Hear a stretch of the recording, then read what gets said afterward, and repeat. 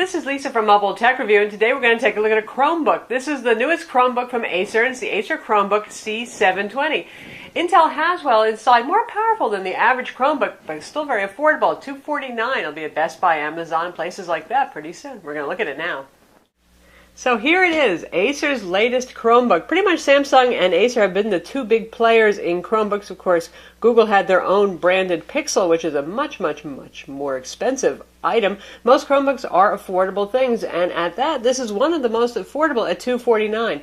This is the new generation Chromebook. This is the C720 model that replaces soon the C710. It's a bit thinner and it's a bit lighter, about a quarter-pound lighter.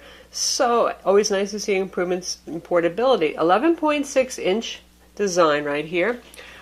Genuine plastic everywhere. Now, what do you expect? These are the new netbooks, so you're going to get a lot of plastic here, but it's sturdy, it's rugged enough. It would probably survive being used by your child, your more responsible child anyway. Take a look on the side here. We can see we have USB 3.0 port, our combo audio jack, a full-size HDMI port, and that's our power connector.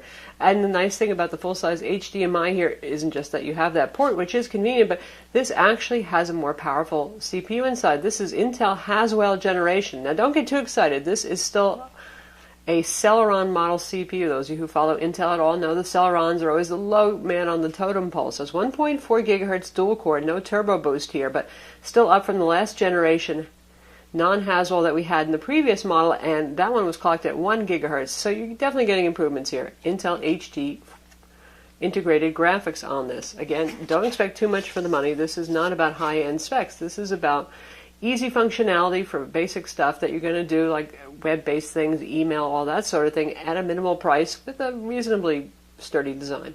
USB 2.0 port right here, a lock slot there, and a full-size SD card slot.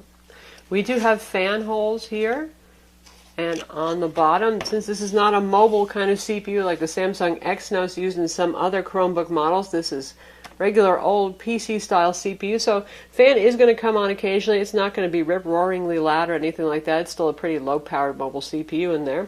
And these are our stereo speakers here with the grills on the bottom. If we open it up and take a look inside, we have instant on resume from sleep here, and it boots up very quickly if you ever really fully shut it down, which there's not too much of a need to do. Matte display inside, that's the good news. 1366 by 768 resolution, which is kind of standard resolution amongst smaller notebooks these days, so we're not going to complain. It is a TN panel, and that means that you do have to do some angling back and forth to get the best viewing angle, but it is improved from first generation Chromebooks, which had absolutely abysmal displays. I always thought they were a pretty neat idea, but the displays really held them back. So while this may not fight the IPS panel that HP uses in their Chromebook 11, it's not bad, and I've seen actually worse on $500 notebooks. Viewing angles will diminish, not as much from the side, but you can see how quickly they go. Now the display surround obviously is glossy. You can see reflections on black shiny plastic there, but that really shouldn't bother folks very much. It's reasonably bright. Colors are again, it's $250. You're not going to get top quality hardware here. Keyboard, nice large keyboard given the fact that this is a very small device, and we can set the display that far back, so we can bring this up a bit, and you can see the keyboard. Pretty good key travel here, because this is not an ultra-thin Ultrabook kind of thing, and pretty rigid keyboard deck. If I press down here, I don't get much movement at all with my hand, so that's always a good thing. Trackpad, as Chromebook trackpads go, they're often not super duper great, and this one works fine. It supports two-finger scrolling, things like that. It's so far behaved pretty well for me. You can use USB mice and keyboards with this if you want to do that. That's pretty easy. Most supported. Even those wireless ones that come with the little RF transmitter dongle generally will work with this. Printing with Chromebooks is another thing. You're going to have to get into Google's cloud printing service. You can't just plug in your printer and install drivers like you would for Windows or Mac PC. So what makes the C720 a cool Chromebook? It's more powerful than most of them. Now granted, you don't need a super duper lot of horsepower for an operating system, Chrome OS, that basically is just a web browser. Now obviously there's a little bit more going on than just a web browser, but pretty much everything you're going to do is based on the Chrome web browser that's included. That said, I do notice some performance improvements when working on long documents using Google Docs, something like that, Word compatible document. And we have a 1.4 gigahertz, as I mentioned, fourth generation Intel Haswell Celeron CPU inside, dual core. 4 gigs of DDR3 RAM. Most Chromebooks have 2 gigs of RAM, so that means you can get more apps running at once, or more web tabs, shall we say, in this case, running at once.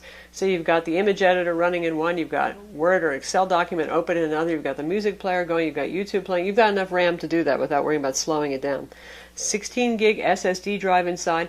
You don't get much storage, generally speaking, though there have been a few Chromebooks that have had 320 gig spinning hard drives. In fact, Acer made one of those, but the operating system doesn't really require much space there. And since you're supposed to be working primarily on the cloud, where everything is stored up in the cloud for the whole paradigm of the Chromebook, you don't need much storage. You can use the SD card slot to augment storage. Of course, you can use USB flash drives too. Machine has dual band Wi-Fi 802.11bgn. This model does not have 3G or 4G. Chromebooks used to really emphasize using 4G, LTE, 3G, that kind of thing, or even the Wi-Fi. And now more and more we're seeing offline access. You can do offline Google Docs work right now. You can use a whole bunch of, they call them like Chrome apps. They're basically little applets you download. Say you want to play Angry Birds when you don't have an internet connection. You can do that now. You can edit photos. You can set up your Google Drive, all your documents and photos and things that you have stored on Google Drive for offline access, and so you can actually keep copies locally and still get things done without having that internet connection. So that's definitely an improvement, because in the budget segment right here, we're not talking people who really want to have 4G bills every month.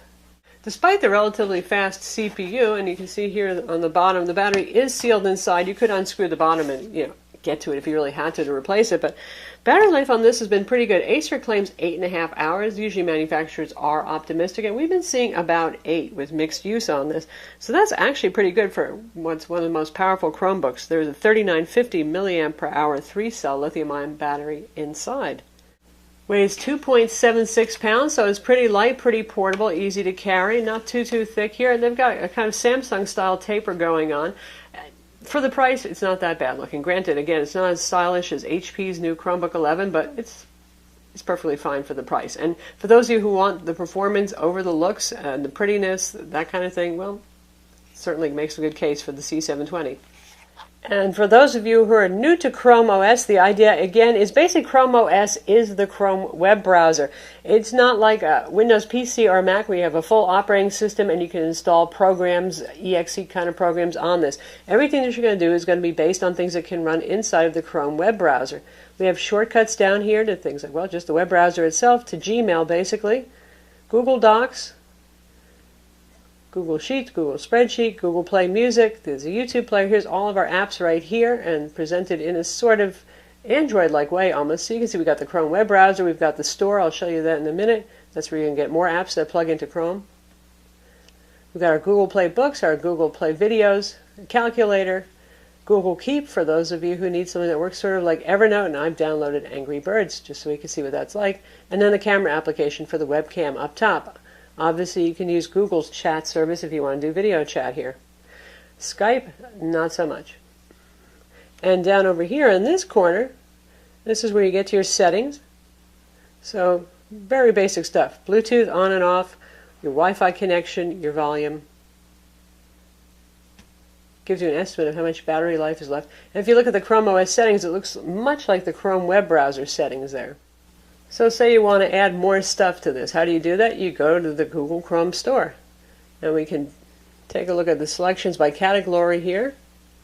Communications, news, weather.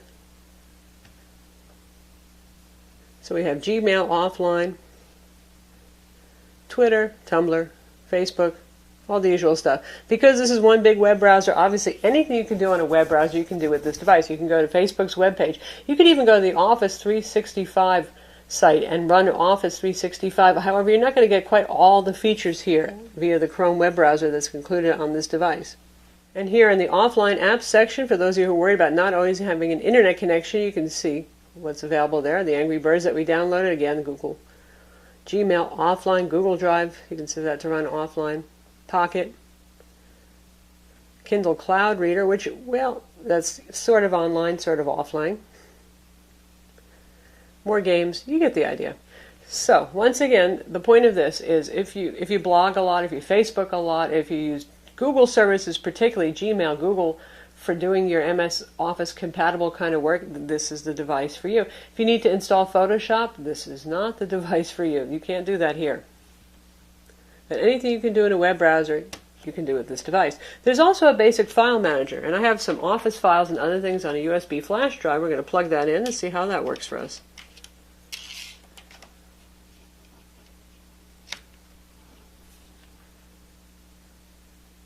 And the file manager automatically pops up, makes life a little bit easier. So I've got a Word document here that's going to open in Google Docs, and there it is. And you got not everything you would have in Office here, but all the basics that are important for formatting and that kind of stuff. You can insert pictures, all that kind of thing, edit to your heart's content. If you need all the fancy features that you get in MS Office, generating table of contents, indexes, all sorts of things like that, footnoting, this wouldn't be the solution for you. But most average people don't need that, so that works just fine. And if we want to look at an image, and we've got our image preview here and say, I want to go ahead and edit it, I just choose the Edit button. And basic things, cropping, brightness, rotation, that sort of stuff. So we're not talking about a Photoshop substitute right here, and you may have some online counterparts to image editing that you prefer, but you can work with your own documents that are on flash drives or SD cards, that kind of thing, and you can put these things up on your own Google Drive too. And you can share them pretty easily with anybody who has a Gmail address. Now how about Google Play Music? You launch the little Google Play Music icon, what do you get? Of course, once again, a web browser window. Same thing would happen if you use your Mac or your Windows PC to go to the Google Play website for music.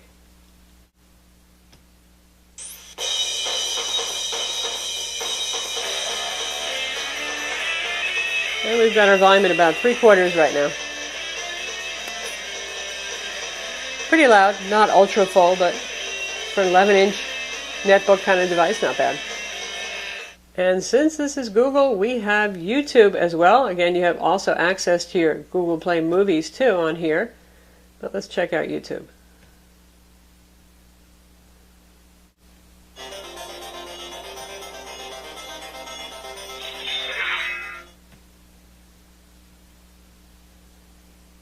This is Lisa from Mobile Tech Review. Today we're going to look at the latest Kindle Fire. This is the Kindle Fire HDX, and certainly so here it is, 720p, streaming over Wi-Fi. Improvements inside. We're going to look at it now. So here it is, the latest Kindle Fire on the block. This one's called the Kindle. So yes, you have YouTube, not a problem. And any website that you go to that supplies HTML5 video will also play just fine too. And how about Adobe Flash Player? Yes, as you can see right here, support is built in. You don't even have to go to Adobe's website. That's all handled by the operating system. And when it downloads updates, and you'll get a little up arrow on the taskbar at the bottom to let you know when there are updates available, you'll automatically get updates to Flash Player as needed, so you can watch Flash videos as well.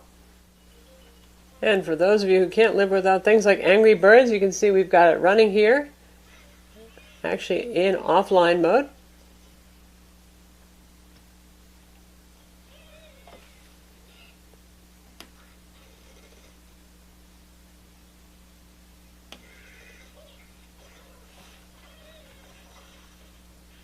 And there it is, works just fine. You're not going to be playing Left 4 Dead 2 on here or Battlefield 4, but you got Angry Birds. So that's the Acer Chromebook C720, again for $249 if you need something that can get web browsing done, social networking, email, some light office document work, even a little bit of photo editing. It can do the job, so it's kind of the new netbook of the world, isn't it? Honestly, it's very powerful as these things go. Other than the Chromebook Pixel, of course, which is a much more expensive device, you're getting more horsepower here than you do with something like the HP Chromebook 11, so it's worth a look if you're interested in Chromebooks. I'm Lisa from Mobile Tech Review. Be sure to visit our website for the full review, and don't forget to subscribe to our YouTube channel.